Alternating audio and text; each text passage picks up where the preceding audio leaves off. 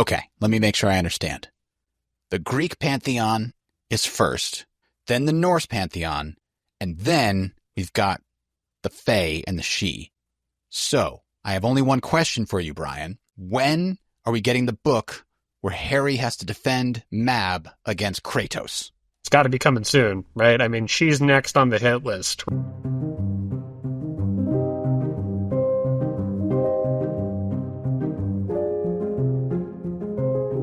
Welcome one, welcome all. Welcome to Recorded Neutral Territory, a Dresden Files chapter-by-chapter reread podcast. Most episodes, we talk about a particular set of chapters within a book, and then we have a topic discussion. This episode is going to be very different because we are all topic discussion this episode. We are assessing Stormfront. We're talking about it as a whole and how it fits into the larger Dresden Files universe. But before we get there, let me introduce myself. I am Adam Russo, and with me, as always, is an editor for The Arcane. It's Brian O'Reilly. Welcome, Brian. Rodriguez, this is the best slop you've ever written. The pigs of our audience are gonna eat it up from a trough like the greedy hogs they are. You should write a book. Call it Semi-Automagic. Perfect title, no notes. Let's start by going through the different major plot beats in Stormfront and talking about two different things. One, do these events have repercussions through the later books? And if so, which ones are the biggest? And next, which sections are really good, really enjoyable, and really well written in the context of the entire book and the entire book series? So we're going to organize this by day.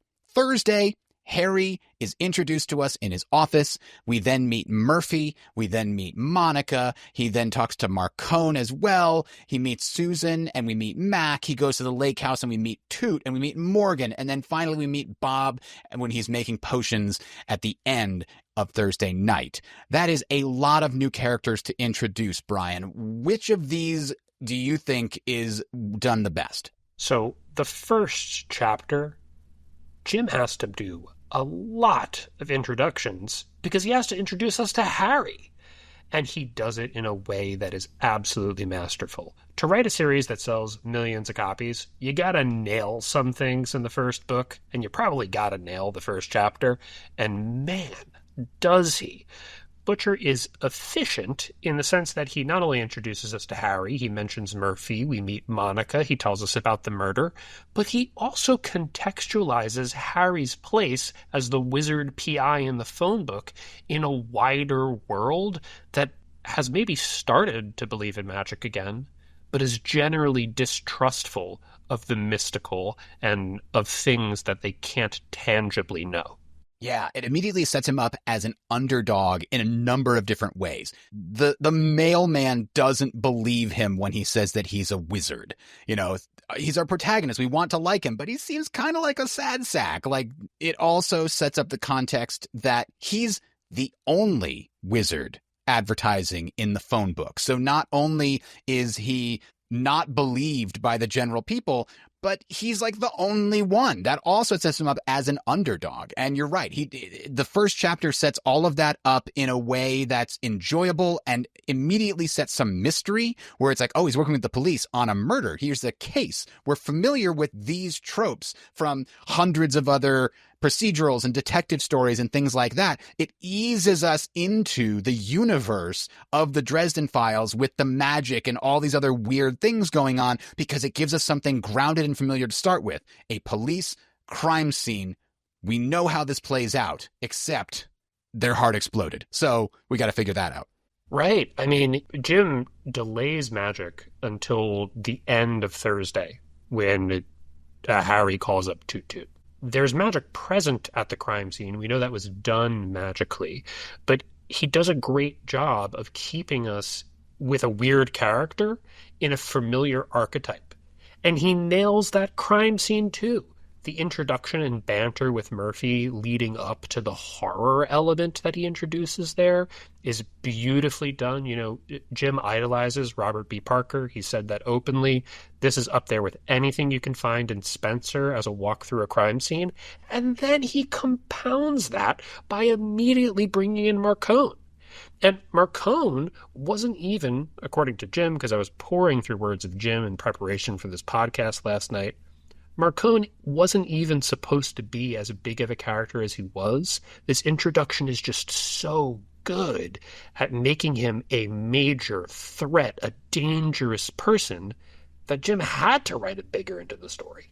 It's almost one of those things where you don't know just how important an NPC is going to be in your D&D campaign until your characters start reacting to said NPC. And it's the same way you don't know quite how good a character is going to be until you start reacting to your own character. Like, I believe Butters was also canonically supposed to be like a throwaway character, but Jim and the audience liked him so much that he kept coming back and then eventually became a Knight of the Cross. Yeah, I think all of those introductions that you talked about, meeting Harry for the first time, meeting Murphy, going through a crime scene, and then meeting Marcone, those plot beats in the first 2 or 3 chapters, you have to nail those to get the reader hooked on this idea of a wizard PI, and they do it. They really do, right off the bat. Right, and not only is the scene with Marcone so good at establishing Marcone's character, but all of these scenes are so good at slowly developing who Harry is. We learn that he's observant. We learn that he has deep principles. We learn that he's obstreperous and stubborn, but at this point, he's not too hard to fluster. He gets a little green when he sees some bodies that are really torn up. The other masterful introduction on Thursday, I think, is Morgan. Mm-hmm. Susan and Toot Toot, perfectly adequately done, well written, but the Morgan chapter, the Morgan section, is awesome. First, the opening line, just like with Marcone's eyes, the green of well-worn dollar bills, the man with the naked sword, is beautifully evocative. But beyond that, Harry's interactions with Morgan show Morgan, to a certain extent, getting the better of him when he sends him flying. It makes him the underdog yet again, even with his own people. And it's the same thing that he does with Marcone, where Marcone gets the better of him. It sets these guys up as not just antagonists or deuter antagonists, but as forces to be reckoned with, because they get the better of our protagonist immediately. Yeah. So that is Thursday. We then move on to Friday, where he interviews Bianca, he interviews Linda, he interviews the Pizza Express kid. This is beginning to sound like a to-do list, by the way. On Friday, I'm going to interview Bianca, and then I'm going to get concussed, yep, and then I'm going to research deadly magics that are forbidden. Yep, okay, that's my Friday.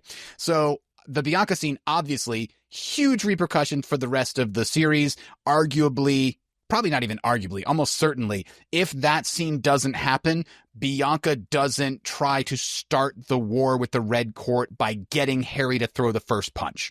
Maybe she finds some other way of doing it, but it's explicitly stated later that Bianca, after that meeting, blames Harry for Paula's death.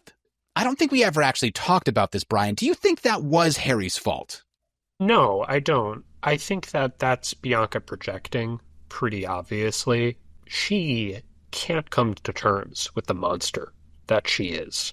That's why she hates Harry so viscerally after that interaction. Bianca can't control herself anymore. The monster inside of her is let off the leash and kills someone who she's fond of. And Harry literally unmasks her, makes her show that true monstrous form in front of an antagonistic guest. Harry's real sin there is showing Bianca what she is. The same way in Skin Game, that's how he gets to Nicodemus. Yeah, and so I asked that question because it occurred to me recently. Imagine you're Bianca. We estimated that she's probably like 100 years old or so, and she's probably interacted with plenty of wizards before. Those wizards probably were all well-versed in the Red Court and what Red Court vampires have to deal with on a regular basis. Those wizards should know not to antagonize a Red Court vampire the way that she perceives Harry did, by walking in and saying Jennifer Stanton's name as if he's flaunting it in her face, right? So from her perspective, a wizard should know better, to borrow from Treebeard. I think that might be one of the ways that she justifies blaming Dresden, is he should have known. Therefore, he did that on purpose. Right. I think a lot of the interactions between the supernatural community, the rules of hospitality, for example, are about restraining the use of power.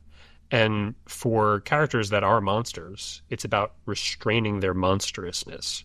So the fact that Harry doesn't help her do that is the deepest possible insult anyone could actually give. And she probably doesn't give him the credit of being young and foolish. Well, and part of what makes this scene so great is that we get the impression that Bianca is, among Red Court vampires, fairly young. So she's still clinging to the vestiges of her humanity. The way she says, I would only let gentlemen interact with my girls. Bianca has this idea that she's not going to be a monster. She's going to be in some ways good. Yes, I'm the biggest madam in Chicago, but I'm a lady about it. And stripping that away removes the thing that tethers her to being human. It's why she probably feels free to become more of a vampire as the next couple books go on behind the scenes. But the other amazing thing about this scene is Jim has this whole outline written, the day after he turns in Stormfront.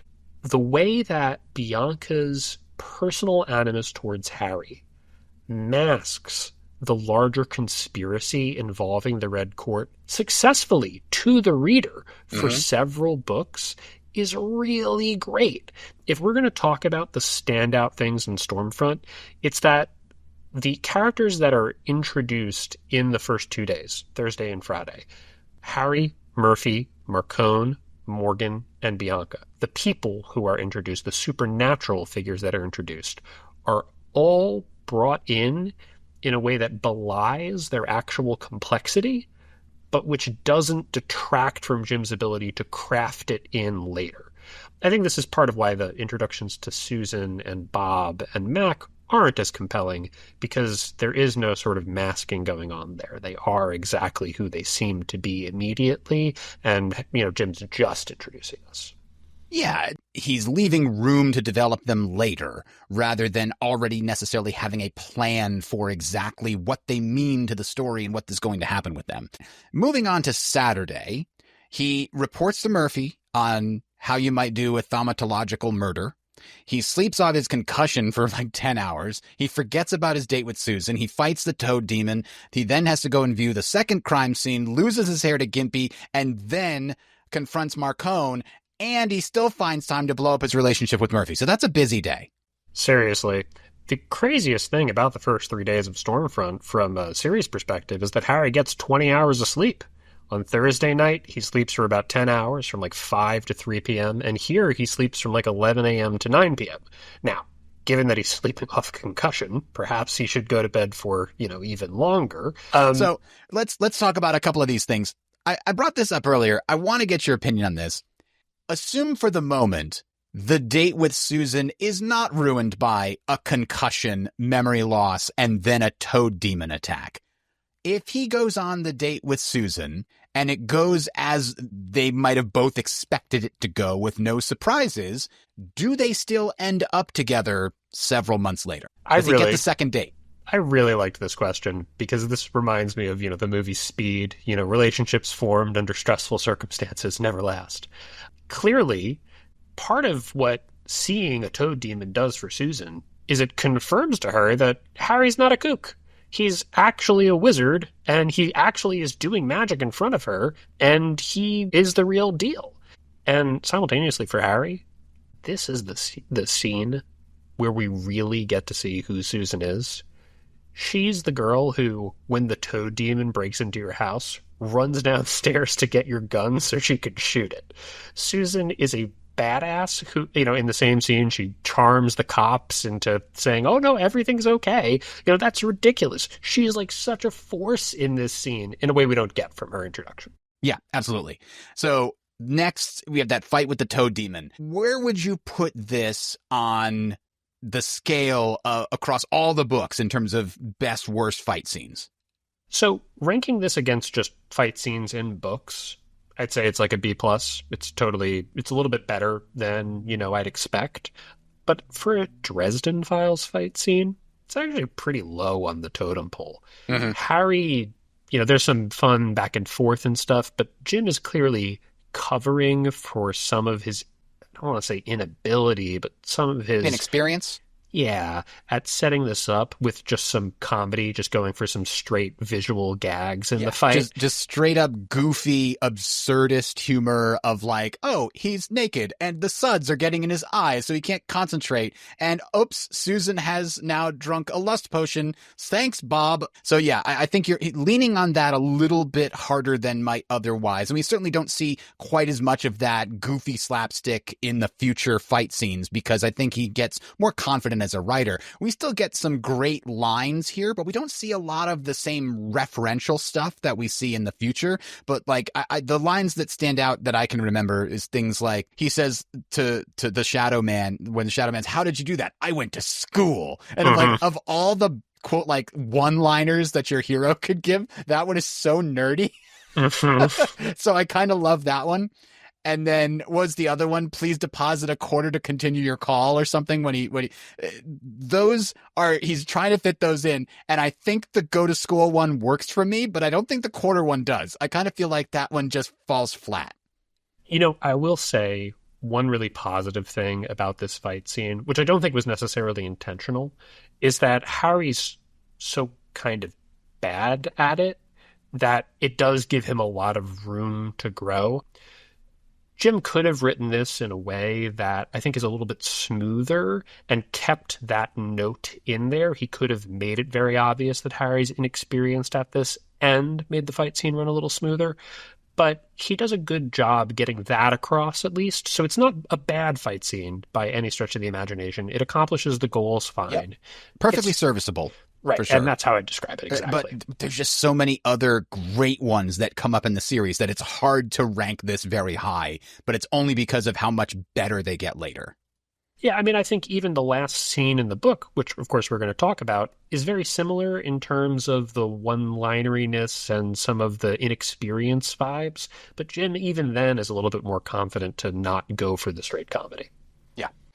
So the last thing that happens on Saturday night before we really start talking about Sunday morning is he confronts Marcone at the Varsity. And of the different scenes in this book, this is one of my favorites because he finally gets to cut loose and you can finally reveal the power fantasy that you've wanted to see since the beginning of this book. Like, he's a wizard. I want to see him do cool wizard stuff. And he blasts his way through the doors with his duster billowing behind him, and you just see this, just this great visual of the hero coming in to confront the villain thing. And then of course the actual confrontation is also kind of interesting because of course Marcone doesn't react quite the way one might expect. He doesn't at least reveal at all that he's intimidated in any way. And then Gimpy winds up trying to shoot his way out and dies, and that surprises our hero, and he feels sad and responsible for this. He didn't expect it to go this way. Of course, he should have. That's how gangsters work. If you betray them, they will kill you. This isn't just, we'll give you a slap on the wrist this time, you old scamp. Like, no, that's not how the mob works. So he should have theoretically thought of that, but the fact that our hero feels that guilt and confusion and revulsion when he sees Gimpy's dead eyes later in that scene when he has to go try to search for his hair, that makes the scene just so much more than just the hero comes to confront the villain. I feel like that scene is great when you first read it, and it's awesome to look at from a meta perspective. It falls a little bit flatter when you're just going through it for the second time or maybe the third time or something, because it's not quite as good at emphasizing that power fantasy as some other books are. Right. But the first time you read it, it's absolutely gripping. This guy's been bumbling through this investigation, and he finally just does the thing that he can do. You know, the gunslinger kicks in the door of the saloon, weapons drawn, just goes, all right, I might be dumb, but I'm faster than any of you. It definitely has that vibe. Of course, Harry does this better in later books. He's better at giving the, lay down the law speech. But on a deeper level, it's great that Dresden knows what he wants to do. He wants to employ the psychological shock effect to get everyone going his way. but he miscalculates what's going to happen because of it. This is a theme, not just in this book, but in Full Moon and in Grave Peril with the Vampire Tuxedo, where Harry's going for these psychological gestures and not actually reading how they're going to be received properly. It goes all the way to We Could Take to Cold Days, when he gets in the fight with the Red Cap kind of by accident. Mm-hmm. But there's also plenty of moments as Harry grows in the series where he gets better and better at employing this in order to, get his way. It's a cool development to track, and we're going to track it as we go through the books. Absolutely. So moving on to Sunday, he walks through the rain, he sleeps in a crime scene, he realizes that both cases are the same case. That's an important bit. He interviews Monica to get some more information, saves Murphy from a giant scorpion, delays Morgan at Max, and then races to the Shadow Man's stronghold against time, against the storm, and then defeats his own inner demons before defeating the Shadow Man and talking to Morgan and giving us the final epilogue of the book. So of all these here, I think my favorite has to be the scene where he defeats his inner demons, where he's standing outside Victor Sell's place and contemplating just taking all the power that's gathering there and burning it to the ground. And we know what that looks like because he does that in Grave Peril just a few books later when he does Pyro Fuego, and just absolutely goes nuts with his fire and doesn't care. He could have done that here. I have full confidence that he doesn't need any help with, power level to make that happen, but he has to struggle with himself, and he's saved by, we think, probably Leah and his mother's amulet, bringing him back to himself. And I feel like that scene has grown on me. I don't think I necessarily really cared much for that scene in the past, but revisiting it now, really thinking about it, I think that's my favorite of these scenes that take place on Sunday. When you kept mentioning this scene as we were lining up how we were going to do these chapters and what we were going to talk about, it didn't really dawn on me how important it was to me that it was here in my first read. But I think as I sort of remember the experience of reading Stormfront for the first time, this is a really important thing to give the reader. Because in books like Lord of the Rings, you don't really get this. The movie does a better job of showing Aragorn's doubts about himself than the book does. And in books like Game of Thrones, on the other end, people don't really think this way. How do I use my power responsibly? It's a little bit more Machiavellian. Harry struggling here, like Luke Skywalker, am I going to fall to the dark side? Exactly. Yeah, it's an element of fantasy that I really do love because it feels so human. How many times in our lives do we take the easy way out to try to make things a little bit easier on ourselves? And how much do we let that change us?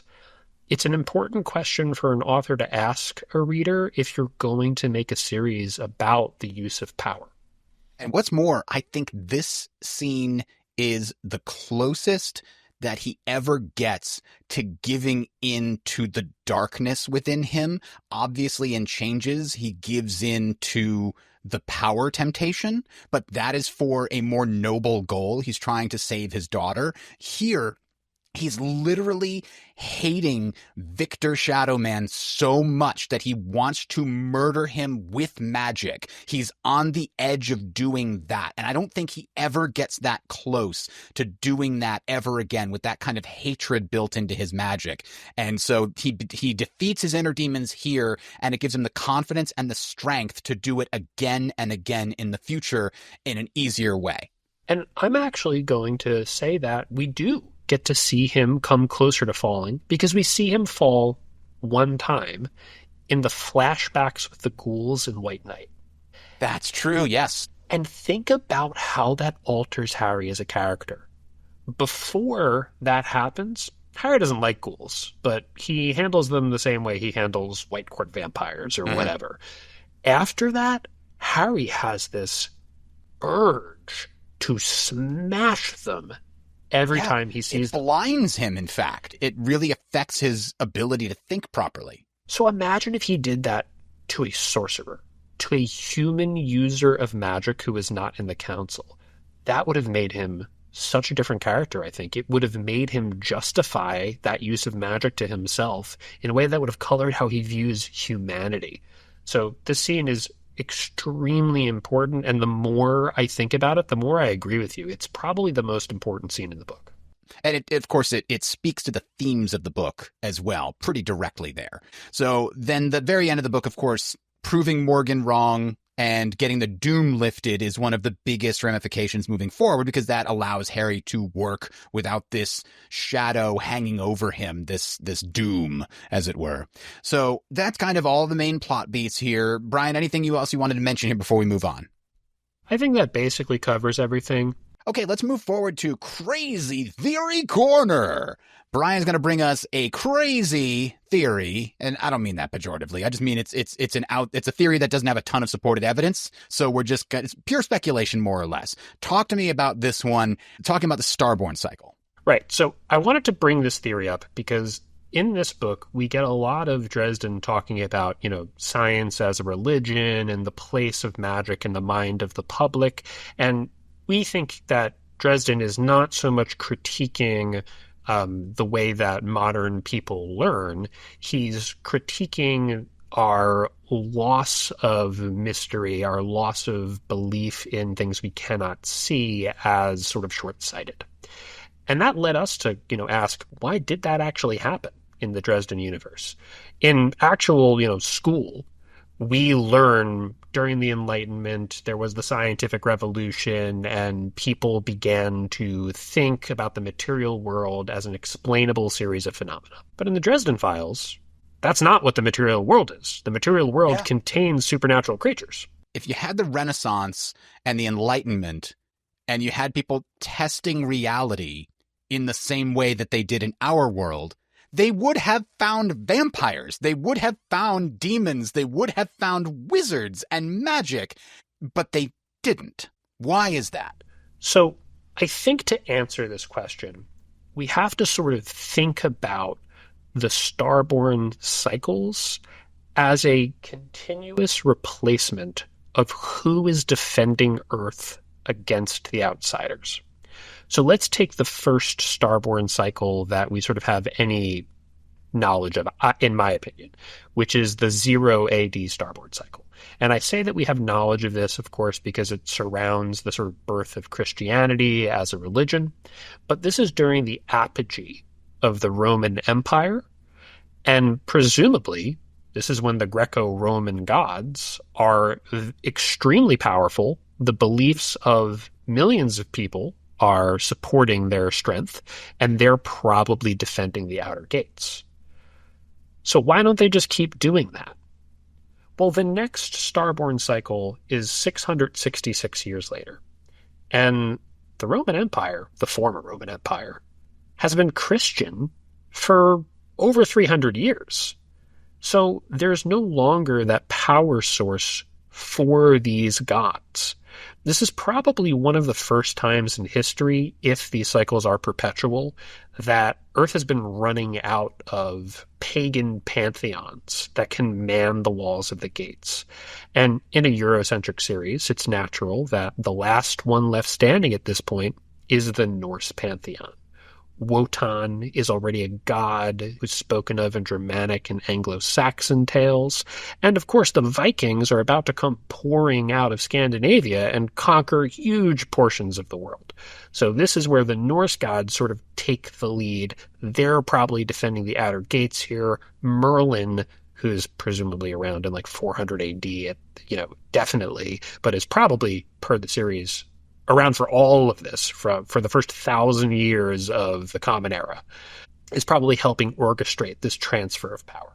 The next Starborn cycle is 1334. One thing that we can be pretty certain of, because Mab and Titania last spoke after the Battle of Hastings, is that the fairy courts are established maybe that year, 1066. When that happens, it's probably because this represents, ultimately, the defeat of paganism in the Western world. after William the Conqueror and the Normans and the French take over England, there's absolutely no chance that that Anglo-Norse order is going to continue to flourish. And at that point, honestly, the Norse paganism is nearly dead as it is. It's just got no hope of coming back. It's fully being absorbed into Christianity at that point. Right.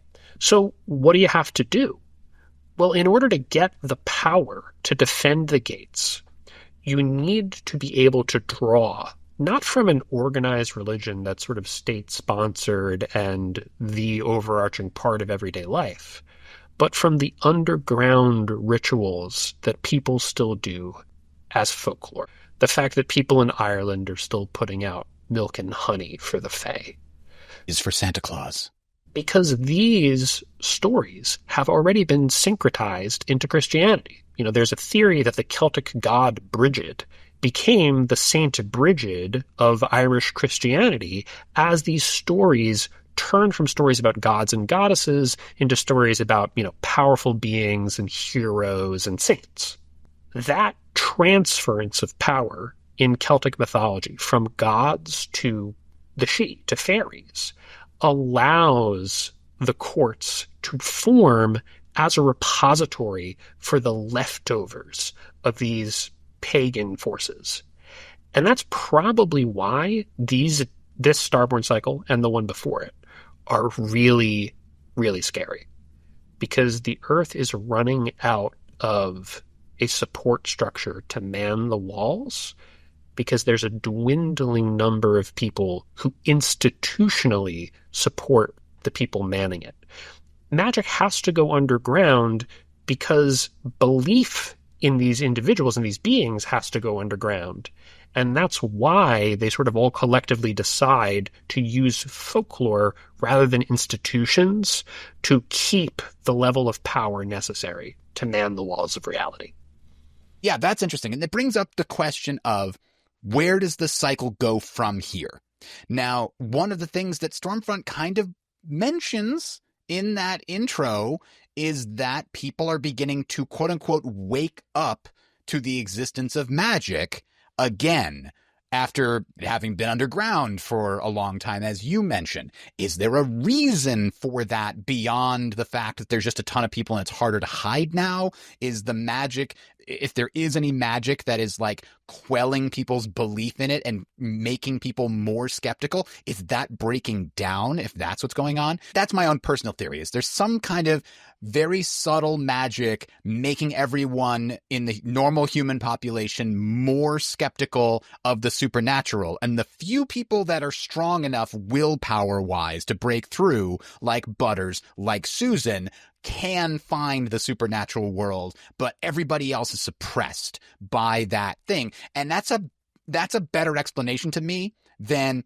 humanity's too stupid to figure it out, which is like the Harry Potter solution, right? The Dursleys, they would never be able to figure out that magic really exists because of how dumb they are. So I like this version. But yeah, that is a really cool idea. Any final elements? Where do you think it's going from here?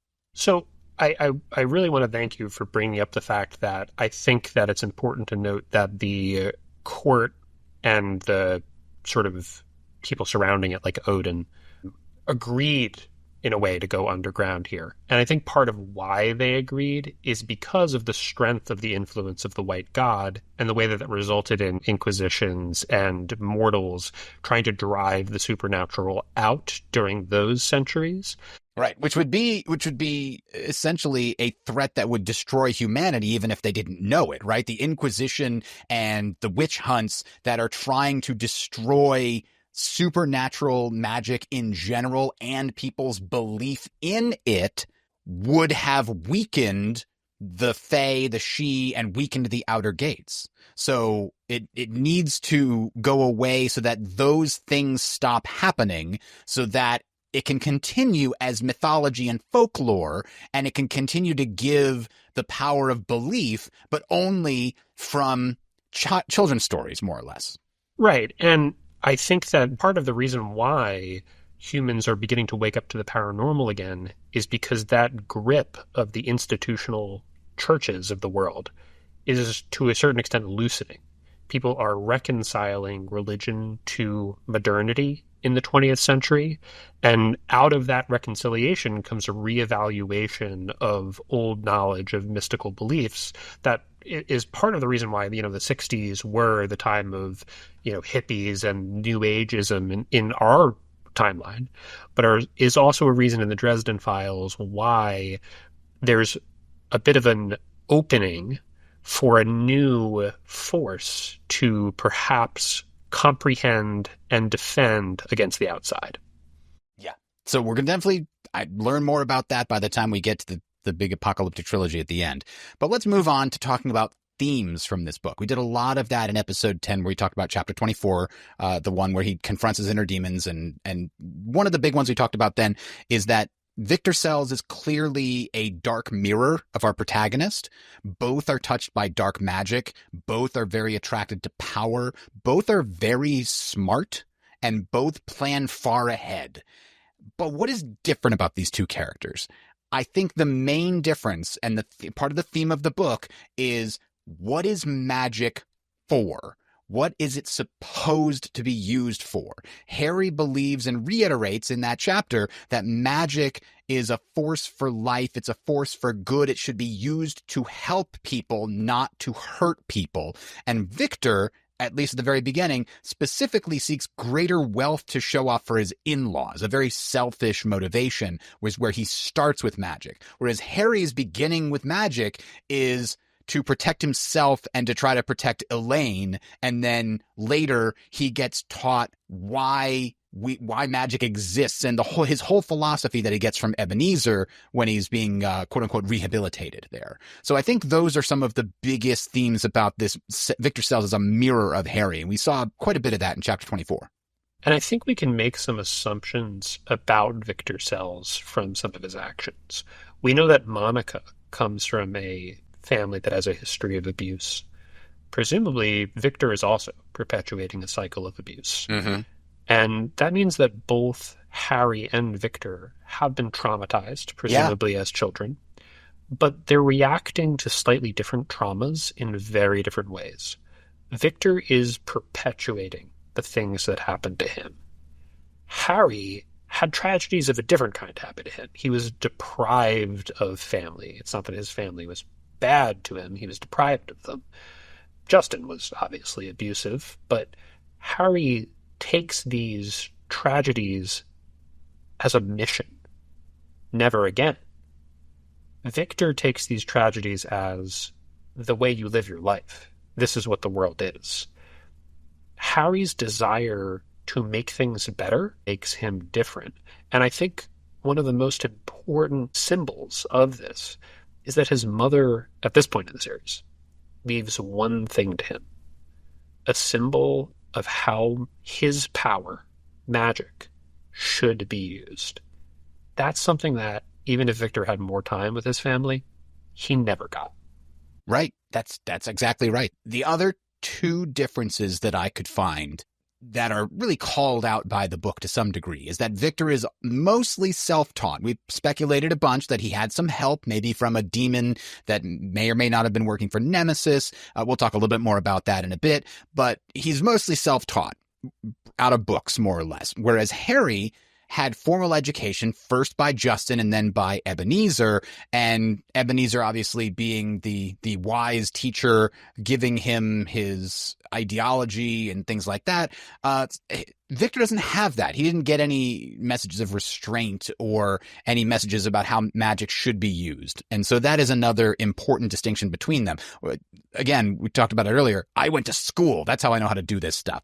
And so Harry's use of magic is not only more sophisticated, but the purpose of it is grounded more because of that formal education. I think Jim is actually speaking to what he might see as one of the proper functions of education, which is not just to teach people how to do things, but to teach people why to do things, the purpose of things, the reasons for things.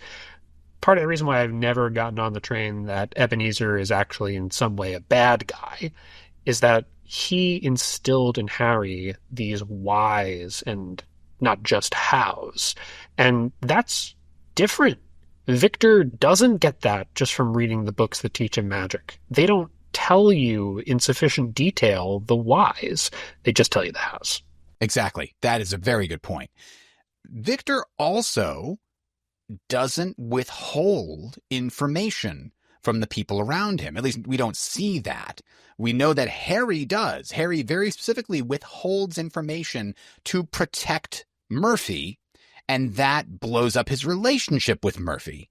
Whereas Victor, the only real thing that we have about what he does with information is he imposes it on someone else. Monica explains how Victor forced her to drink the 3-eye so that she could see what he sees. So he's not hiding this information and keeping it from others. He's trying to spread it by spreading 3-eye to the streets. He sees it not only as a money-making scheme, but presumably he also thinks other people should see what I see, since he was so excited that he could share that with Monica. So that brings us to another very important theme: agency versus safety. And this is certainly one that Harry has to take a couple of books to really learn, but in this one, he definitely seems to make some mistakes with regards to not telling Murphy enough information. And then she, of course, finds out about it, and it blows up their relationship for a while. And that is also kind of mirrored, and we talked about this in one of the early episodes.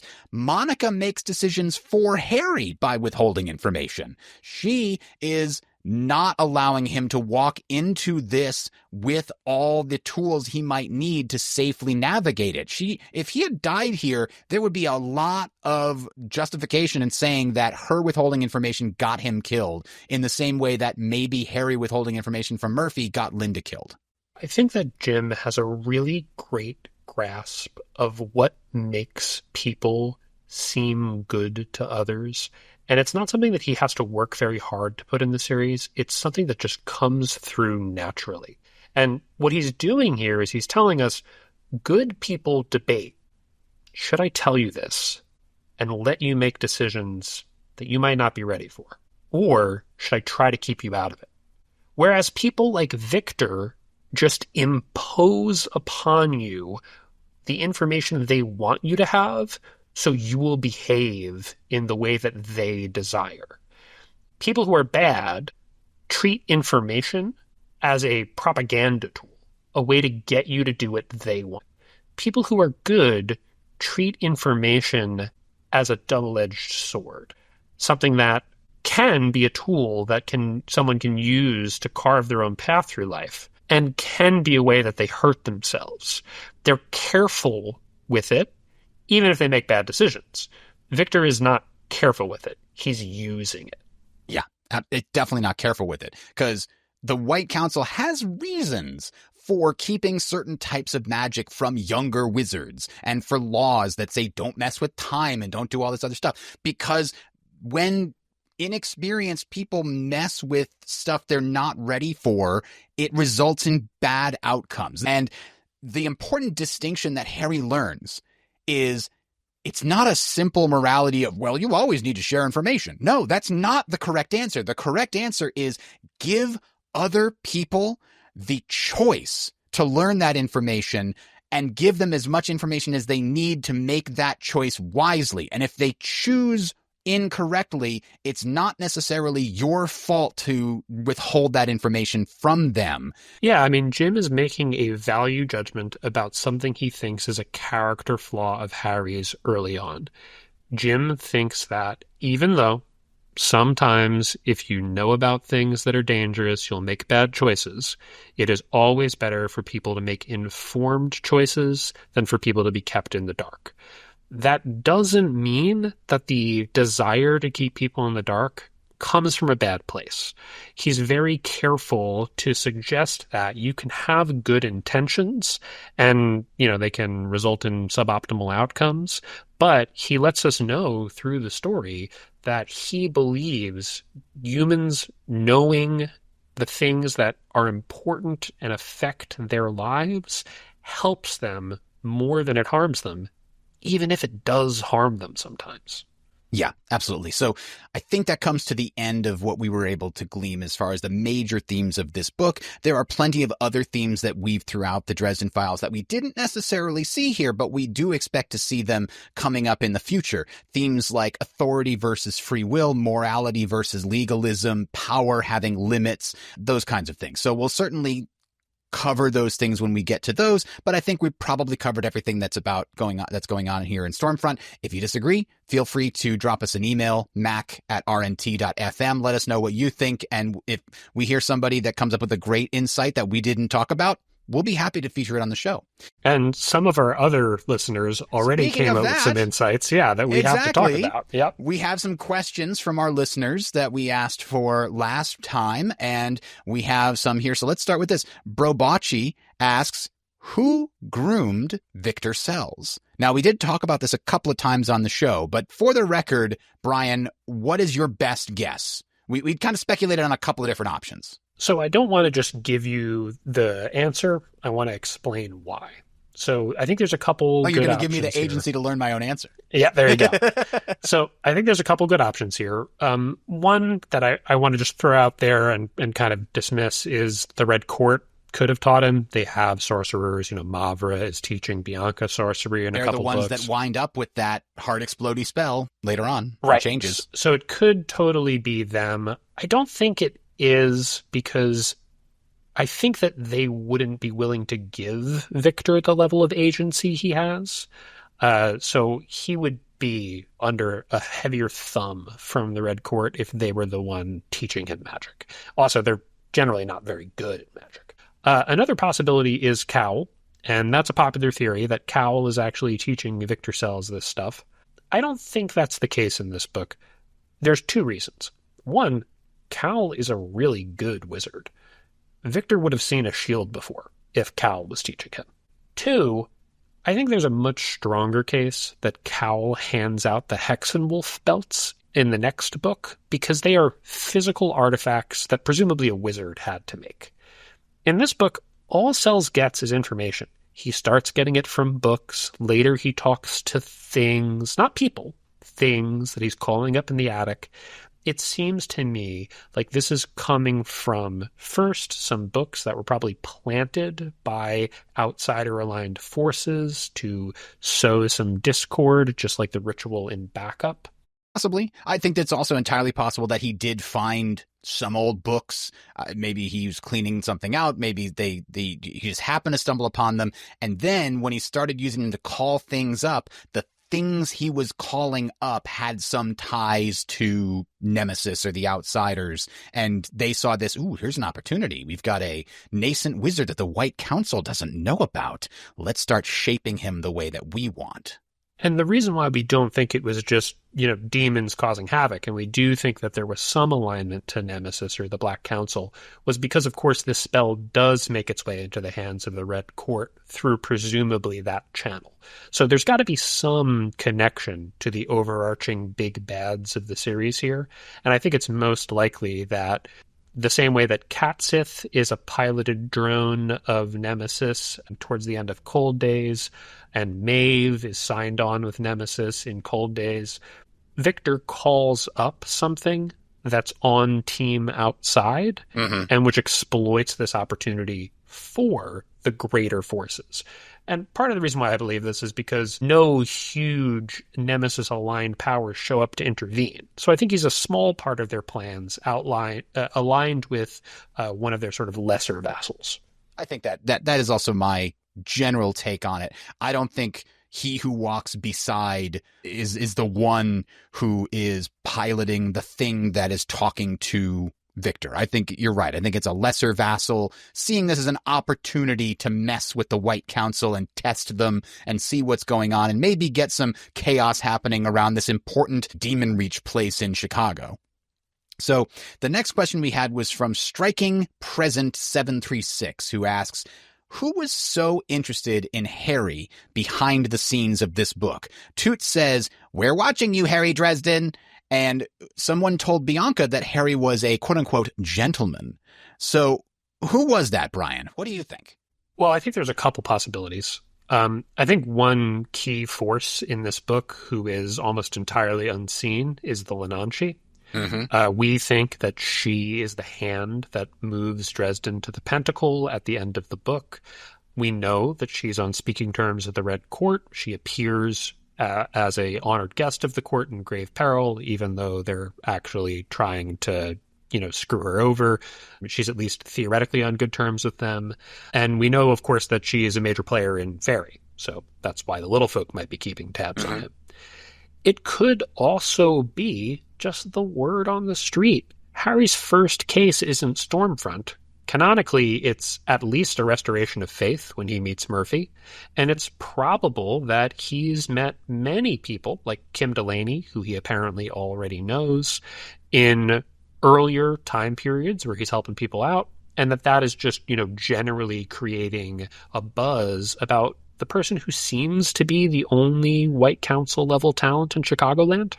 Yeah, but also the only one who advertises in the phone book. I feel like that is kind of something that's not forgotten, but not really brought up quite enough, is there's really no other wizard that says, "Hello, public. Yes, I am a wizard." I have to imagine when this guy put his thing up in the yellow pages, somebody from the supernatural community said, "Hey, you seeing this? Did you guys hear this wizard in Chicago? Yeah, he's advertising in the yellow pages. Can you believe it?" Like, that would be interesting water cooler discussion. That could spread like wildfire throughout the supernatural community, not just the wizards, but just like imagine the vampires going, "Huh, a publicly practicing wizard. What's coming? What's next? A publicly practicing vampire?" That is clearly something that could have resulted in rumors and talk about Harry Dresden going through the little folk, especially because they love gossip, but also through the Red Court. Yeah, that's a really great point. It's sort of like the Neil deGrasse Tyson effect. Is Neil deGrasse Tyson the best astrophysicist in the world? I don't know, but probably not. But he's the one who gives the good interviews and is willing to spend the time being public-facing. Harry is probably the most public-facing member of the White Council, even though he hasn't had a lot of time to develop that reputation. Like you said, he literally advertises. Yeah. Okay, so next question is one I came up with. What are some things that we see in Stormfront and basically never see again, or rarely see them again? The first one that came up was the tying vampires' power to the Never Never. That kind of disappears entirely. I think Jim rethought how he expected the vampire courts to work and decided that they use the Never Never, but they're not from there the way it's just kind of suggested in this book. Other things, Harry using wind magic to pull items to himself or propel items through the air, including himself, like the cannonball spell that he uses at the end. He uses that weird, almost like will-based banishment with the toad demon in that fight where he says, "Out, out, I banish thee," or some weird sounding thing. That wasn't quite a spell. And then also, Brian, we almost never see anybody tapping into elemental power like storms to supercharge a spell again. And I think we speculated a little bit why this might be. Yeah, so a lot of this is, of course, because they're facets of the narrative that Jim decided he didn't think were worth reusing or were too awkward to reuse on a Doylist level. But from a Watsonian level, all of these things are stuff that Harry probably realizes pretty quickly. That's not a great idea. Literally throwing yourself at the bad guy, physically, maybe just hit him with a kinetic force spell. That's probably a lot safer. We know from the book that drawing power from storms is incredibly dangerous. Victor is nuts for doing it, and Harry even Morgan didn't figure it out right away. Like, he probably had the same thing. Like, he didn't even think of it as a possibility because it's too crazy to try. And I think we speculated the only reason Victor got away with it is because he was given some expert level counsel in the form of the nemesis agent that we were talking about earlier, guiding him through that. Something which, if he had gotten by trial and error, the error part of that would just make him explode if he got it wrong the first time. So that is why we're guessing elemental power like storms is just not used, because the amount of experience needed to get to that level will probably kill you before you get to master it.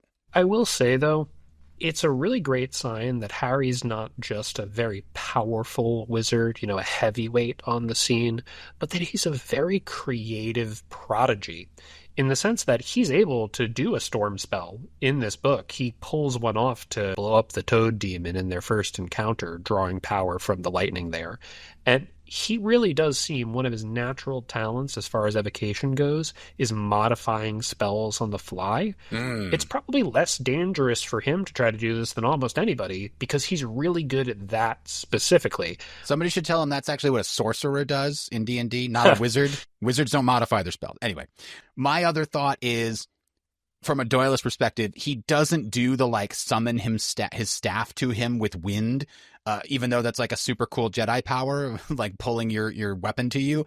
We don't really see that very much in the future, and I think from a Doyleist perspective, it would make solving problems a little too easy for Harry. Imagine the fight in the Field Museum in Deadbeat where Harry, instead of being unable to get a weapon, is just able to summon a candlestick or something to him on air currents. It solves a little bit too many problems, narratively speaking. And so if you give him that power, it makes it much harder to come up with complicated situations that Harry have to come up with a clever solution to get out of. If you give somebody a power that's too universal and flexible, then you have to ask, why don't they use that power in all these upcoming scenes? He also decides to give Harry a drawback that's not really obvious in this book, that is obvious in later books, where he talks about how he has a lot of juice, but his finesse, his control is much worse than other wizards. It's just not his strong suit. Of course, we see that he gets more control and finesse with age and experience, but in order for that to be true, he can't be very carefully lifting up his staff and pulling it to him with small currents of wind. That's a very finesse-like use of power. So that has to go away in order for that other story of him growing in power and control to come to fruition in the later books. It also makes it pretty easy for him to just, somebody he's fighting has a gun, they fall. Oh, summon gun. So the next question, KNNN asks, per Stormfront, up to 13 wizards can combine their powers. Per word of Jim, 13 members of the Grey Council were at Chichen Itza. Coincidence? Yeah, I don't think it is. The reason why I'm so convinced of that is it opens the door to the idea that there are more badass members of the Grey Council that weren't there, because the optimal number for laying down magical justice is 13. So that makes a lot of sense to me. Maybe the ones that could teleport using the Odin spell had to be part of a ritual that would teleport the 13 of them, and you couldn't have more than that or something. That's exactly the way I could see it work. Right. That's perfect. That's actually a better idea. Yeah. And that actually explains to me why, because it really seems odd if Ebenezer is such a heavyweight that he's only got 12 close friends. So it makes a lot more sense if it's limited magically, not just because Ebenezer's not diplomatic enough. Right. Okay, so moving on, has this more focused reading changed any of your opinions about Stormfront? It definitely made me find the book to be more well executed than I originally thought, because I got a greater appreciation for all of the goals that Jim had as an author. You can really see him trying to do a lot, and he does it in a very tight book. That really made me think, as an overall just novel, Stormfront's better than I thought. I moved it up in my mental rankings in the series after reading it more closely. Now, the problem will be, if every book does that, then it winds up back near the bottom again. But we'll see as we go through. But I kind of agree with you. Specifically, I never appreciated chapter 24, the one we've been talking about, where he has to confront his inner demons and decide whether he's going to burn down the lake house or not before he goes in there to confront Victor. I never really appreciated that one as much, but as I was reading it more closely, more specifically and intentionally, I started to realize that that's where it really explores the themes of the book. And that was a more interesting chapter as a result. The other one that I kind of realized in real time while we were talking about it in that episode is when Susan is revealed to be more of a badass than you'd expect. I didn't really put that together until this reread, where I was like, oh, this is where the secret agent Susan that we meet in Changes comes from, or Death Masks too. Really, I completely agree. I think he does a great job laying the groundwork for that, and it really hit me when we were analyzing that Toad Demon fight. Man, she keeps her cool in a way that when I was reading it the first couple times, I didn't really notice because I was focused on the action. Right. All right. What's the last couple of questions here? How does this book proceed if somebody comes up to post Battlegrounds Harry and says, hey, here's a problem. This lady Monica, she wants your attention. She needs your help. And then also whoever Murphy's replacement is over at the thing says, yeah, can we get your help on this weird heart explodey spell? What does post Battleground Harry do when confronted with this if he's never seen Stormfront before? Yeah, I mean, we're going to ask this question for, I think, every book. And this is one of the ones where it's the silliest. What does he do? Monica walks in and he goes, okay, listen, go through his hairbrush or his clothes or something, get me a sample. I'll solve that in 2 seconds. He goes to the crime scene and goes, oh, somebody blew up at his heart with thaumaturgy. I'm not sure exactly how it's done, but I wonder if this has something to do with the drug kingpin in the area, John Marcone. He follows the correct path of the investigation. He finds Victor in 48 hours. Because he doesn't say, a woman did it. Exactly. And he's past that. Right. He just immediately realizes, oh, this guy's a drug lord. And I mean, Adam, how do you think the fight against Victor goes for the Winter Knight? Oh, man. The Winter Knight has so much fun messing with Victor and just completely shutting down all of his magic without even breaking a sweat. I kind of want to see that alternate timeline. Somebody write that fanfic. That sounds like it'd be really funny. The other thing I think is when Monica comes in and talks to him, he just accepts that she's right. Oh, hey, sounds like a warlock. Let me just call up Ramirez and let him know. That seems like a no-brainer there for that version of Harry, who has the connections and the respect and the ability to think about these things. We talked about how Victor is above Harry's capabilities a little bit in this book. He's never done this before or something. Victor would be so far below the Winter Knights. Do I really have to take care? Isn't there somebody else that can do this kind of a situation? Anyway. If you remember the short story Day Off, when the kids show up and Harry pulls out the gun, I'm a fixin' to defend myself. Victor is one notch up there. It's a 2-second confrontation. Exactly. The last question we have is from Dendrited Dysfunctions. Love the username. They ask, how did a kid on probation with the White Council go from living in the Ozarks with Ebb to setting up his own PI firm in Chicago? So I think there's a pretty clear answer to this, Adam. How about you? So that's a very interesting question. At some point, Harry had to ask himself, what am I going to do when I leave this farm in the Ozarks? And so at some point, I think he must have read detective stories, police procedurals, and decided, private investigator, I can help people. I'm good at finding things. He probably obviously determined that thaumaturgy was one of his strengths when he was working with Ebenezer. And he's like, yeah, I'm good at finding things. I could be a private investigator. I just need a little bit more training. And he eventually finds Ragged Angel's investigations and gets his apprenticeship there in order to become a PI. So I think he probably gets it from books, from stories. I think that's where he gets the idea of becoming a private investigator. Yeah, I completely agree. And I think that this is actually an easy sell for Ebenezer when he tells him, I want to go to Chicago and I want to become a private eye. Why? Well, it's not like Harry can, join the army or something like that. Yeah, that's what kids do these days. Right. So Ebenezer doesn't want him to enter some highly regimented corporate structure that's going to detract from his ability to, learn to use magic better. It's good for him to kind of do a be your own boss thing. Mm-hmm. Harry does want to do good, and he can probably sell Ebenezer that he sees Ragged Angel. They look for missing kids. That's their whole thing. Yeah. Easy to sell him on that. And moreover, he's got to go out into the world and learn about people. I think Ebenezer knows that. Ebenezer's a hermit, but Ebenezer understands people and politics. He's gone through the stuff that he knows Harry needs to go through. So yeah, you want to head to the big city, be your own boss, and try to do some good. Oh, and it's going to involve a lot of thaumaturgy? sounds great. Obviously, this is a very idealistic choice by Harry, and it creates a lot of cynicism in him, certainly. But I don't even think Ebenezer would be worried about that, because Ebenezer wants Harry to get over his naivete, because Harry is a Starborn, and Ebenezer knows that. Yeah, he needs him to grow in confidence, and part of that means independence.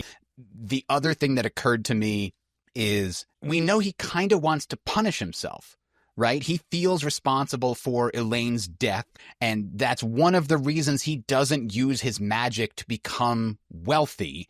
He's kind of punishing himself by living in a Spartan lifestyle, and that really doesn't change. Imagine a different version of Harry that maybe didn't have that trauma, that said, you know, I could be the best illusionist ever, because I could use real magic and pretend that it was tricks. I could follow in my father's footsteps and get really good, but just a little bit, just every once in a while, just a little bit of magic to hide what's really going on. That's a different version of Harry that decided to follow in what his father did and make a ton of money by being the next big thing, the big act in Vegas or whatever. But he didn't do that choice. He chose the one that was harder, the road less traveled. Right. And what do probably most young wizards do? Well, they probably leave their master and then they go work with somebody, some other wizard who's doing something interesting on the council, who's going to house them. Or gets a new specialization, right? Go learn with Listens to Wind about, shape changing. That kind of specialization amongst older wizards seems like a common thing that would happen within the formal training. And why doesn't Harry do that?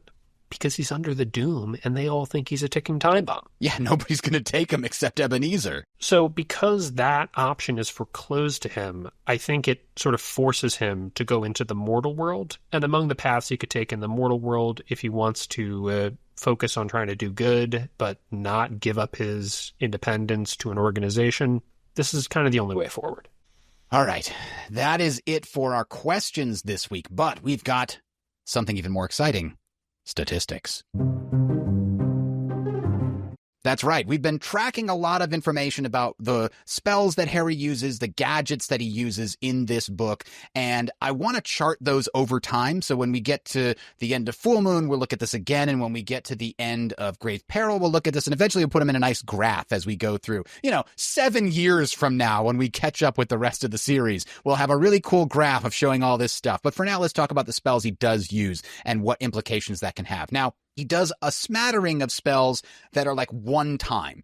He only uses Thaumaturgy one time, and it's a tracking spell. And he does do that about once or twice per book in the future. Sometimes it's a little bit more, sometimes it's a little less, but I think he usually does it at least once. Listening is something he also commonly uses in the future. He uses it once here.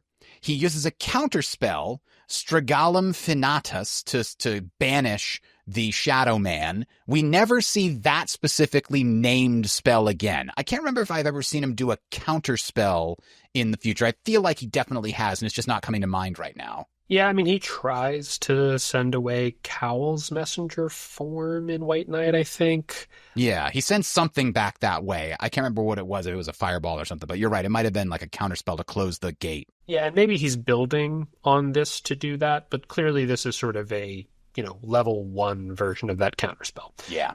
In addition, we see him use the Sight. He uses that Politus cleaning spell against the scorpions.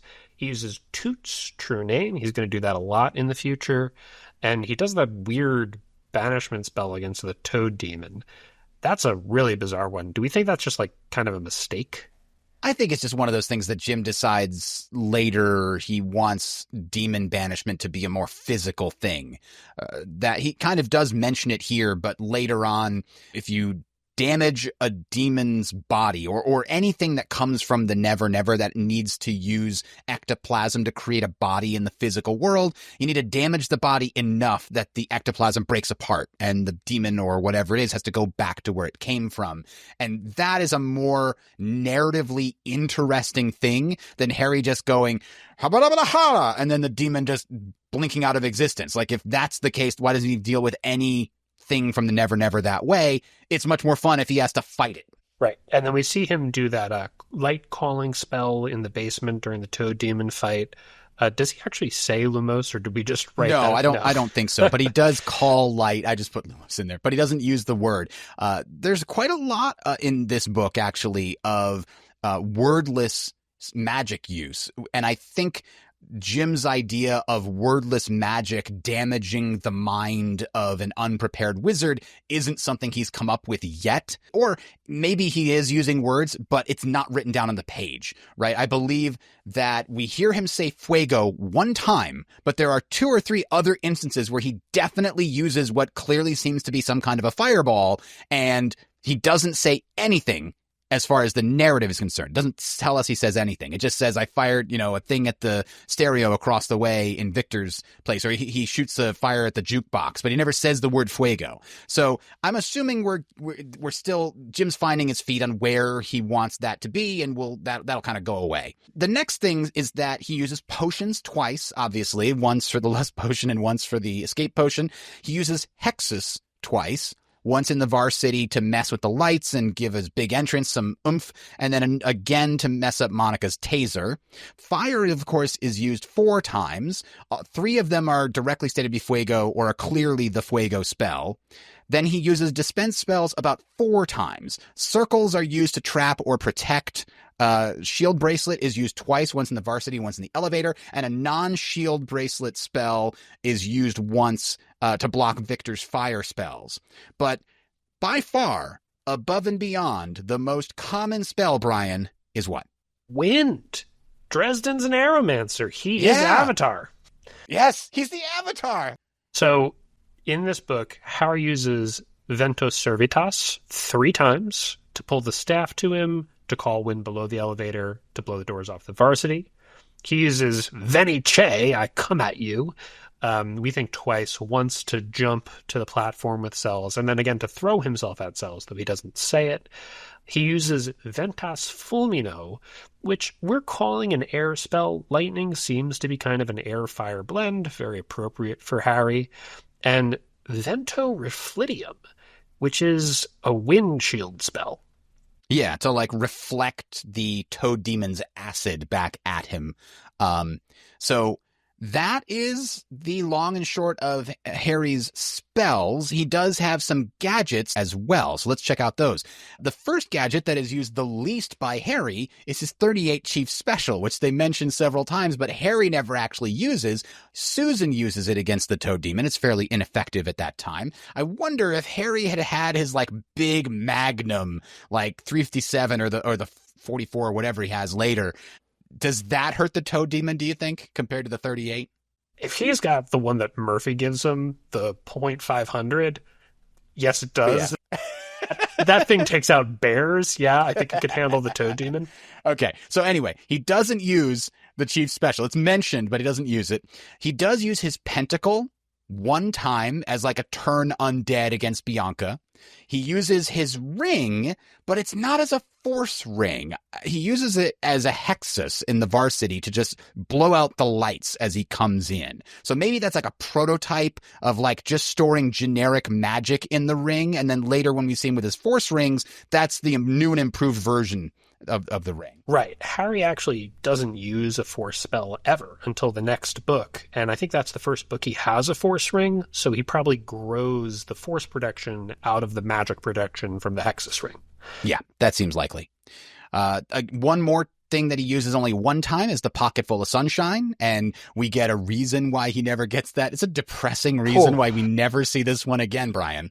Yeah, you can only catch a pocket full of sunshine if you're happy, and Harry is never again happy enough to do it. Genuinely happy, yeah. Then he uses his shield bracelet twice before it completely melts, basically, in the elevator. He uses his blasting rod twice on the Varsity doors and the Varsity jukebox. He never gets to fire his blasting rod at any actual enemies in this book. He uses his staff as a versatile tool that it is 5 times. 1 to try to hold the demon at bay. He seems to be channeling through his staff to do that. He uses light on his staff in the basement, as we mentioned. He uses his staff when he does the counter spell versus the Shadow Man. It's pretty clearly described as using the staff as a focus for each of these. He also does it when he's redirecting lightning with the demon and when he's blowing doors off the varsity. Those are all of the times he uses his various gadgets. And as I mentioned with the spells, we're going to keep track of these as we go through as well. And then we're going to come up with some really nice graphs to show how he changes in the types of things that he uses. What do you think about those spells and gadgets? Did anything in there surprise you? Yeah, there's one thing that really surprises me because, of course, I'm reading ahead as we're continuing the podcast. I don't think this is the only book where Harry doesn't use his gun. As far as I can tell, he doesn't use his gun in this book, or Full Moon, or Grave Peril. Huh. So the image of Harry as the wizard with the gun really, I guess, only starts to take shape in Summer Night when he really starts, I think he actually fires at maybe the Chlorofiend in that book. Yeah. But I found that to be so interesting because it's such a big part of his character. You're right. Like, I think of him as the personification of that meme with the wizard that says, I may be out of spells, but I'm not out of shells. So, yeah, it's surprising to realize that it's not just this book. Yeah. Anything that surprised you? I guess all the air spells for sure. Mm-hmm. And the fact that thaumaturgy is actually used so little in a book where it's all about trying to find things. He just can't get a particular link that he needs to find the right person that he needs. Just as we were talking about before, you're right. If he had been a more experienced, he would have told Monica, hey, yeah, just get me his hairbrush and I'll get him for you. Like that's what we'd expect a more experienced Harry to say, because he literally says that to other people in the future when they need to find something. They do that when they're trying to find Molly and proven guilty. And so why isn't he doing it here? I don't know. Yeah, definitely some combination of inexperience and Jim not actually knowing all the tools in the toolbox yet. So that brings us to a great segment about the best lines in Stormfront. So I think we each picked about 3. Mm-hmm. What are your favorites? So I think one of my favorites is when Harry blasts the doors off the varsity, and it's kind of cheapened by him first saying, little pig, let me in. But the line he says right after that is, there's something I've been meaning to talk to you about, John.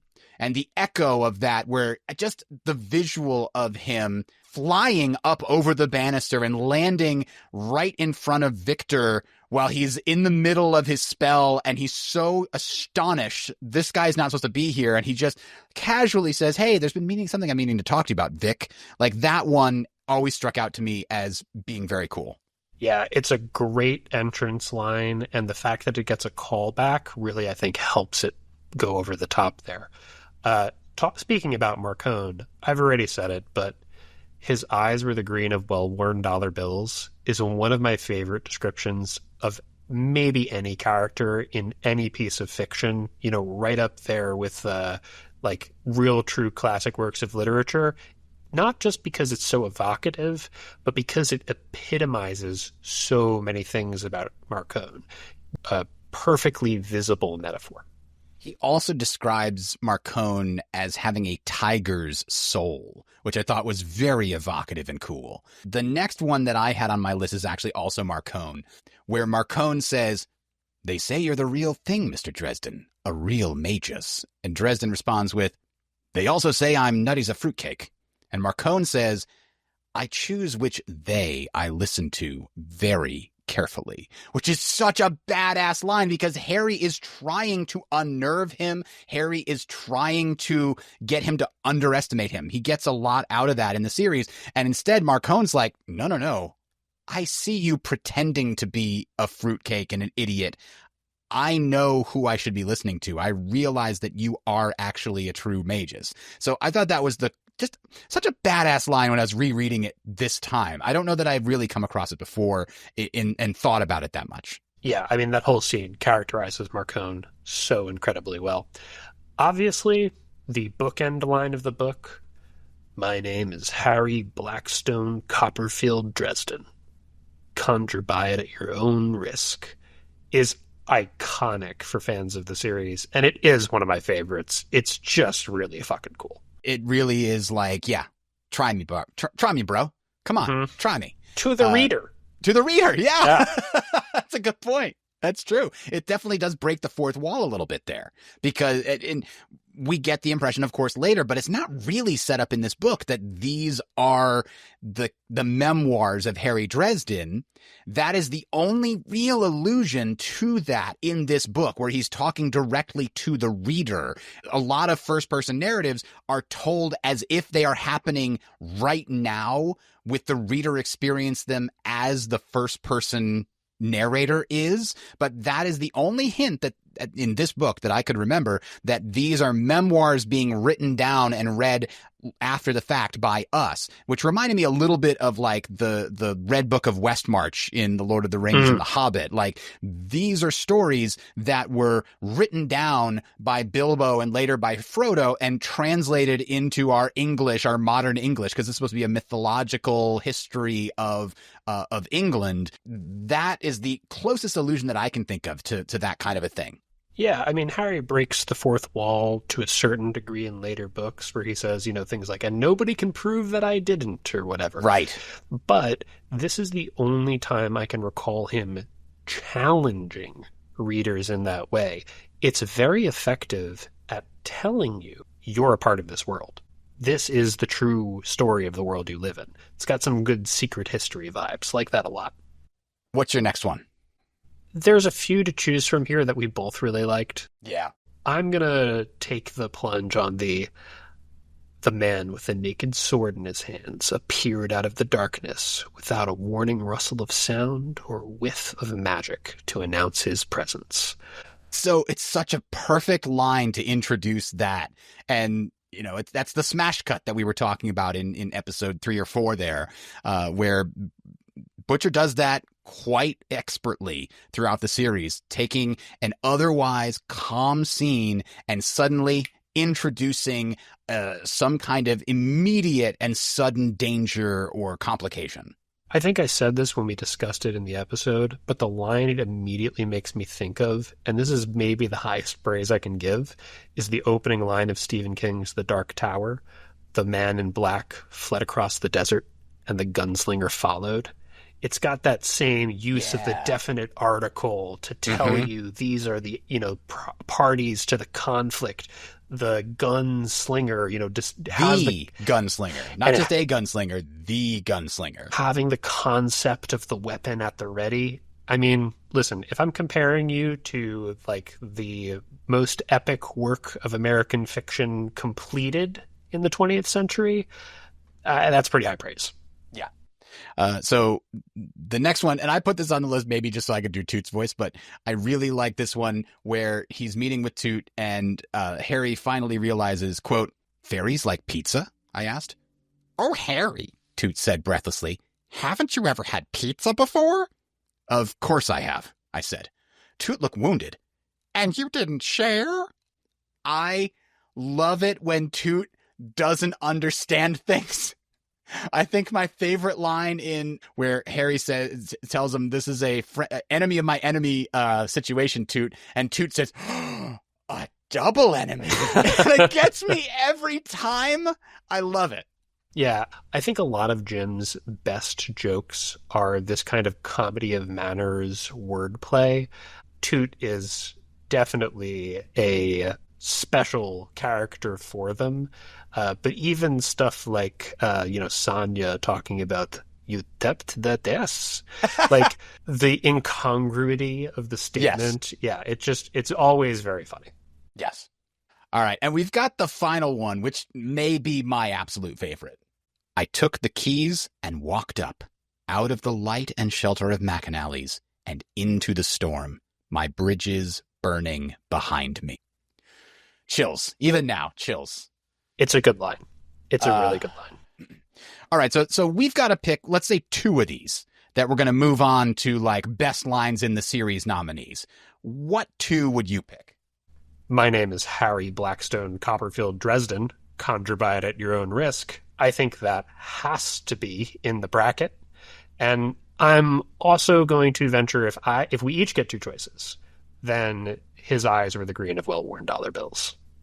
I think we probably need to come down to 3 per book, or we're going to have way too many in the bracket later when we get up there.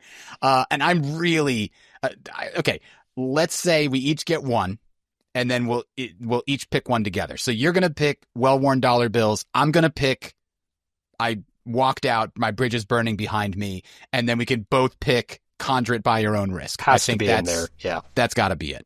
So I'm going to go ahead and mark these, and then we will figure out in the future the official answer to what is the best line in the whole series. But we're starting here. Those are officially the 3 best lines in this book, and guys, according to objective reality. I don't want to hear the building was on fire and it wasn't my fault. Okay, it's good, but we can do better. It's good. It is. Okay. So there is one statistic, Brian, that I forgot to bring up that we are going to track. In addition to what spells Harry uses, what gadgets Harry uses, we are going to track Toot's height in inches.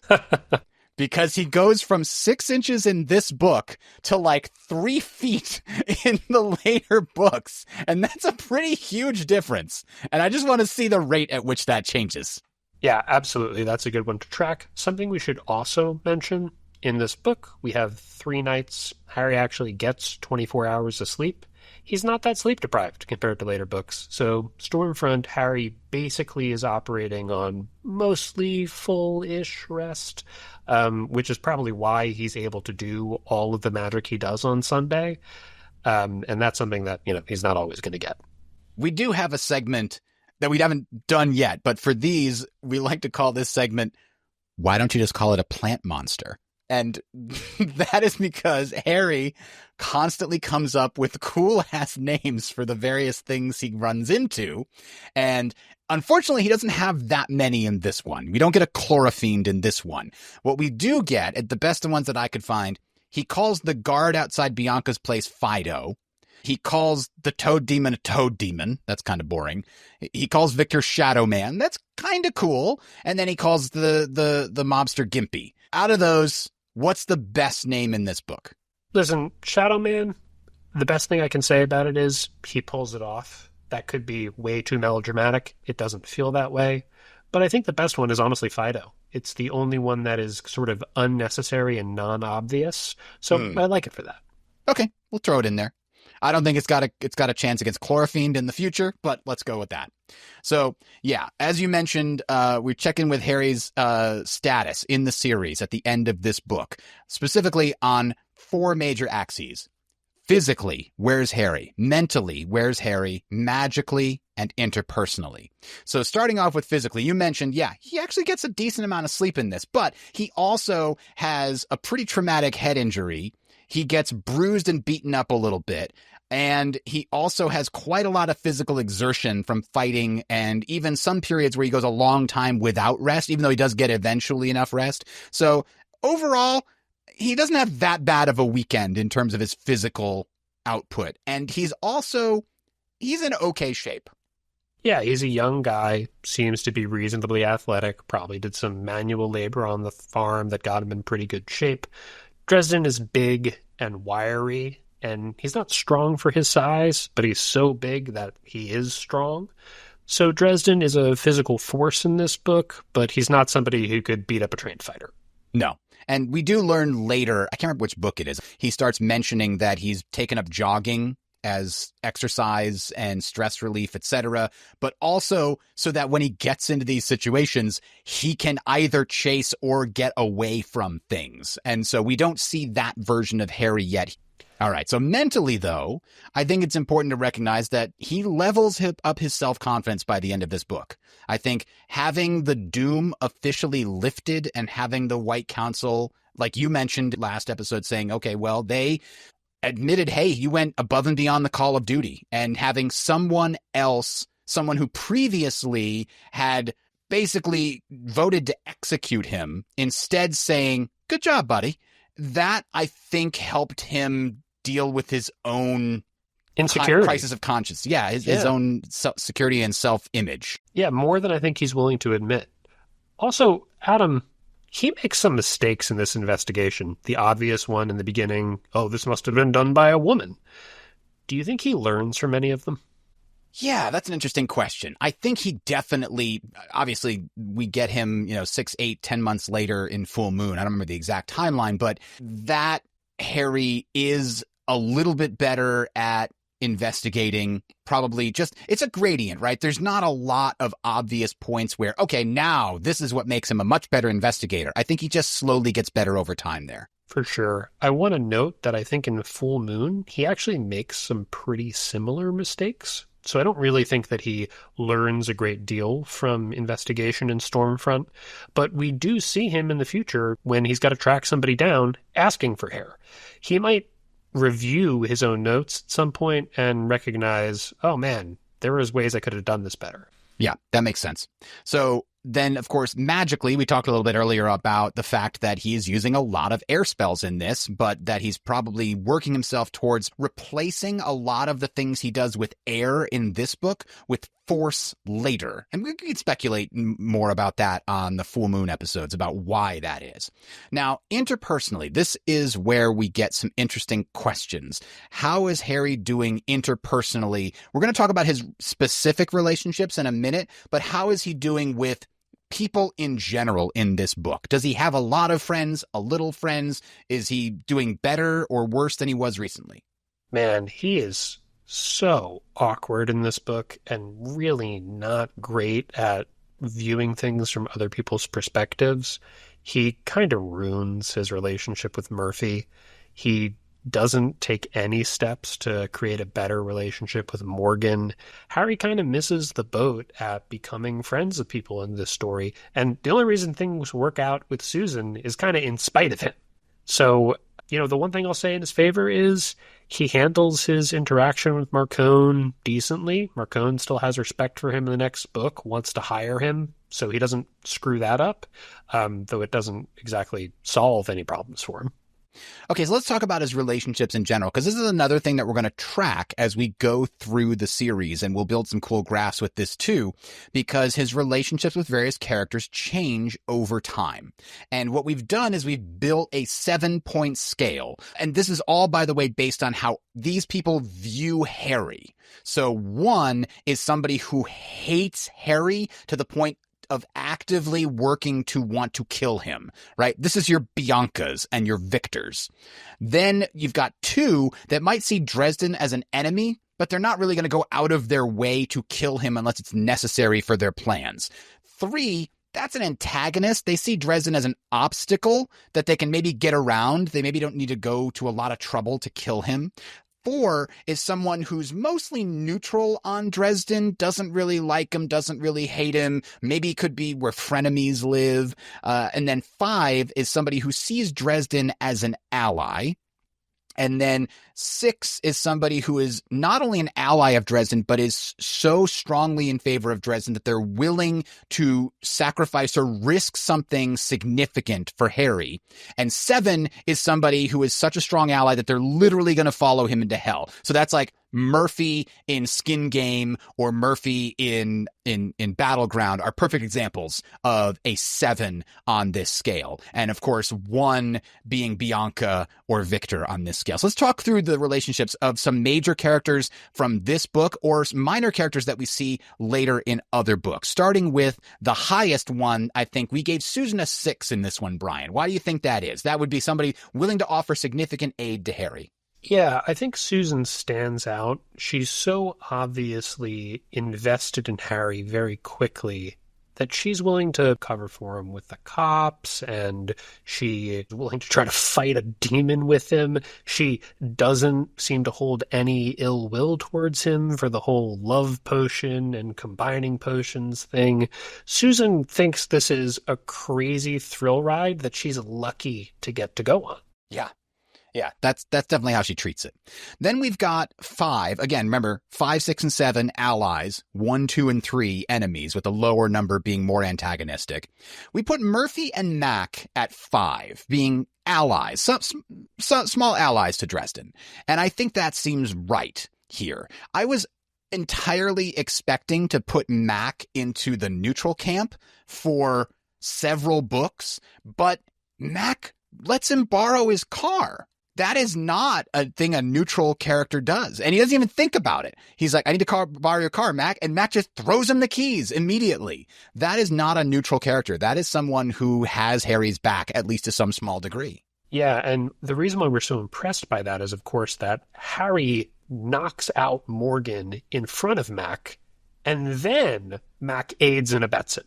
Yes. So Mac is not just doing him a favor, he's doing him a favor that, I mean, we seem to think that, given later stuff in the series, this isn't as big of a risk as it would be for some other people. That's why Mac's not a 6. But he's doing him a favor that could cost him in some sense. And honestly, that might put him kind of above Murphy, who by the end of the book isn't sure if Dresden's some guy she works with or Marcone's newest hitman. Right. Now, I also struggled on where to put Bob in this, because I have to be honest, when we got to the point where Harry's trapped in the summoning circle down in the basement with Susan, and he asks Bob to throw him the sports bottle with the escape potion, I'd forgotten that Bob basically says, no, you got to give me something first. And that's not the Bob that I was thinking I was remembering from my more recent read through. So I was thinking that I might have to put Bob down to a 4, but I think you convinced me he's more like a 5. Yeah, I think Bob is just kind of a dick. And it's not that Bob is not an ally of Dresden. It's just that Bob is a pretty selfish spirit who doesn't really... He saw an opportunity for leverage, and he's going to take it, regardless of whether he likes you or not. Exactly. I think the next people to talk about are our 4s. And honestly, I think that both of these people, and honestly, you could talk me into Murphy and Bob too. You could call these 4.5s. But we have Carmichael and Toot down as neutral, because they do work with Harry, but they don't really seem to be particularly invested in his well-being. Yeah, and that certainly changes over time, especially with Toot Toot, who becomes a staunch ally later on. But right now, he's just, oh, this guy can get us pizza sometime. That's cool. We're willing to trade information for that. Right. That takes us to our 3s, people who view Dresden as something of an obstacle. Dresden kind of makes Marcone into a 3. Marcone wants to be friends, but Dresden makes himself a problem for Marcone. I kind of think that Marcone's almost a 3.5 here. He kind of goes out of his way not to seek a conflict with Harry, but Dresden definitely puts Marcone on notice that he's going to be something of a thorn in his side. And the other one is, of course, Morgan, who by the end of the book doesn't think that Harry is like a Dark Lord right now, but certainly hasn't reconciled with him. You might be able to argue that at the beginning of this book, Morgan would be more clearly classified as a 2, as a direct enemy that sees Dresden as a bad guy, quote unquote. But by the end of the book, he still is worried that he still thinks Dresden is going to maybe turn to the dark side, but doesn't think that Dresden already has turned to the dark side. Right. And that brings us to the 2 ones we mentioned already, Bianca and Victor. Victor tries to kill Harry in this book, and Bianca has sworn vengeance against him, and within a couple years will be pulling out all the stops to turn him into a body under a mound of dirt in Graceland. That's right.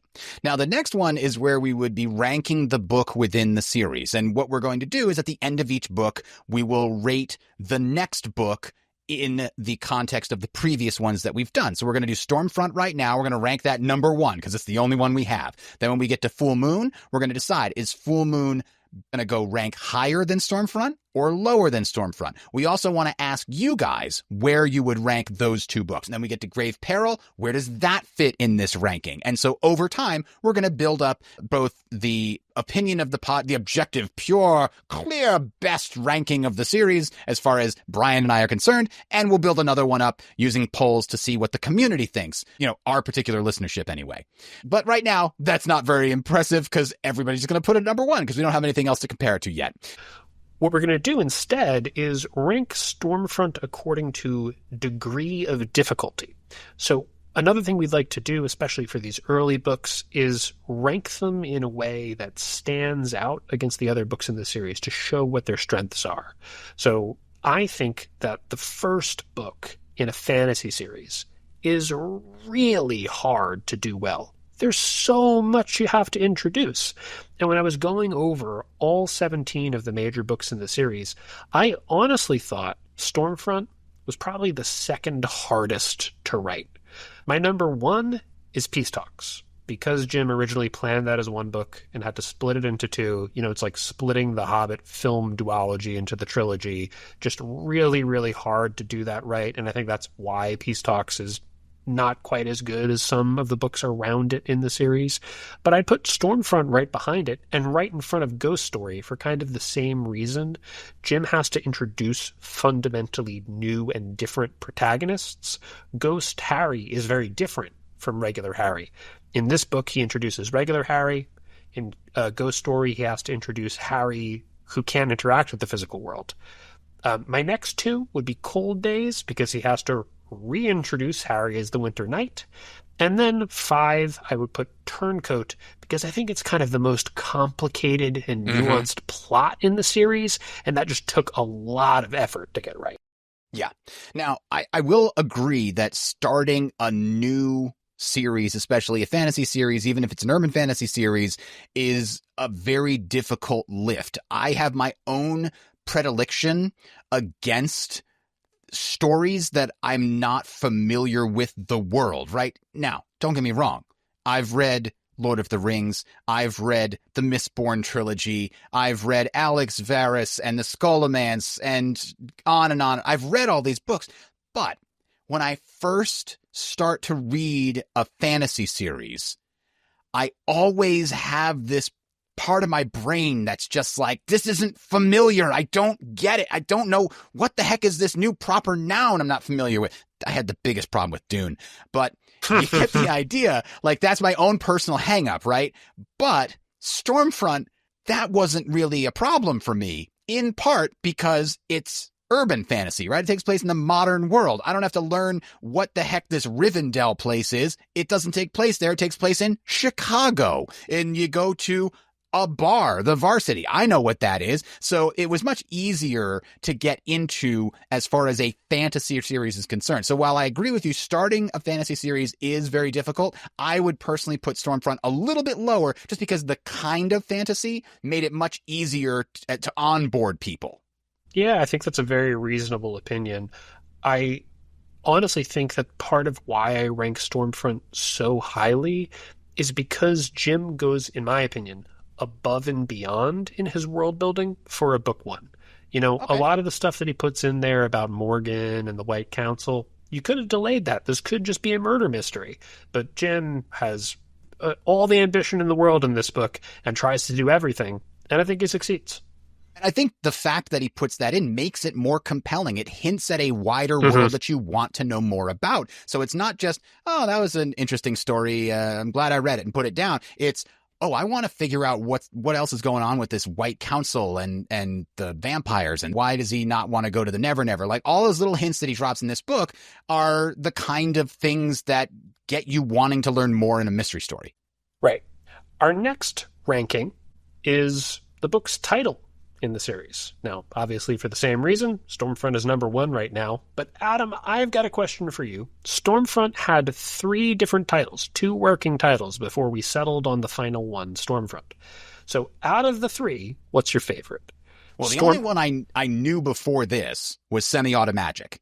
And I did like that name. It's a very cool name. When I first heard somebody say that, I'm like, why didn't he keep that one? But I can see why he didn't. It is a really cool pun, but it doesn't command respect the way that the gravitas of Stormfront, I don't know. It feels more goofy and less serious, and maybe that's not what they were going to go for. So let's just get your final ranking then. Out of Stormfront, Semi-Automagic, and the short-lived working title, Abracadabra. Hi, Adam in the editing room here. Just wanted to point out that we learned after this recording that the correct third name was Abracadaver, as in a cadaver being a dead body. That pun makes a lot more sense than just abracadabra, so take that with a grain of salt here for the rest of this discussion. We should have been discussing the potential third title, Abracadaver. What's your 1, 2, 3? I think Stormfront, Semi-Automagic, and Abracadabra. As far as the title itself, if you think about the title a little critically, the title can be read in a couple different ways. Obviously, it's a direct reference to Victor using the storms that roll through Chicago to power his spells. But it can also be read as this is the beginning of a series of Stormfronts moving through Chicago, represented by each of the other books that comes through. Or it could be read as Harry is a Stormfront moving through the magical community, causing havoc and chaos and changing things, as storms are wont to do. So I think the fact that you can read it in those three major ways make it really a great title that fits the book really well. I think if you made me rank them, my personal favorite is Semi-Automagic, because I love the versatility of that pun. Obviously, semi-automatic, you're trying to do a modern PI. But he didn't use his gun. Right. He has a revolver. It doesn't fit. But I also love the idea that it's also that the magic itself is semi-auto, in the sense of this is describing a sort of different take on magic than a lot of books. Harry is not just reading spells out of books. He's coming up with things on the fly. He's improvising. It's a little bit more rugged than the magic you'll see in other stories. I will say, though, the one thing I do agree with you on is that Stormfront as a title, setting up that 2 words, equal amount of letters pattern, is really, really good and served the series very, very well. And it's so effective when Changes comes out and it's one word and everything changes, including the title. Okay, so yeah, we'll be coming back to this in the future and ranking the title of the books, including in addition to the content. Now we're going to talk a little bit about the show itself. If you've listened this far, then you probably are fans of the show. I just wanted to give some small news, some small updates. We've been slowly evolving our episode formatting and our preparations, and this is the first time we've done our assessment episode, so I hope we did a good job with this one, but I feel like we've kind of nailed the flow of putting together the chapter-by-chapter episodes. If you have any feedback, we'd love to have that. Send us an email, mac@rnt.fm, or send us a comment on any of the news posts about the show. But I did want to point out some new things that will be changing somewhat soon. We have commissioned some artwork to replace the currently placeholder artwork that is AI generated, that was just put together as an idea, as a concept. And I don't have a huge budget for this show, and most of it's gone into the tools that we've been using on a month-to-month basis. But I finally got some extra cash set aside for this, so we've commissioned some artwork. We are low on the priority list for this artist because we are paying a slightly lower rate. So we will hopefully have that by the end of the summer, and we can sort of backfill all the episodes from there. So that's sort of the update on that. I know some people are very uncomfortable with AI art, and I understand exactly why. And it's not something I would choose to do normally. And this was always the plan, was to commission actual artwork for the logo of the show. And just to reiterate, the current one that you may be seeing right now here in the year 2025 is a placeholder. Yeah, we also want to just say that this podcast is something that Adam and I are obviously very passionate about as huge fans of the series, and we hope we're demonstrating that we're knowledgeable fans of the series who are good at analyzing these books. But I think we also both envision it as a show that's trying to embrace the fan community, and that's why we ask questions and try to solicit your guys' theories and questions and information, because we want that to influence the show, and we want the Dresden Files fan community to feel like is part of that community. The only thing I've asked of you guys is if you enjoy the show and you know other people who like the Dresden Files, let them know that it exists. That would help us more than pretty much anything else.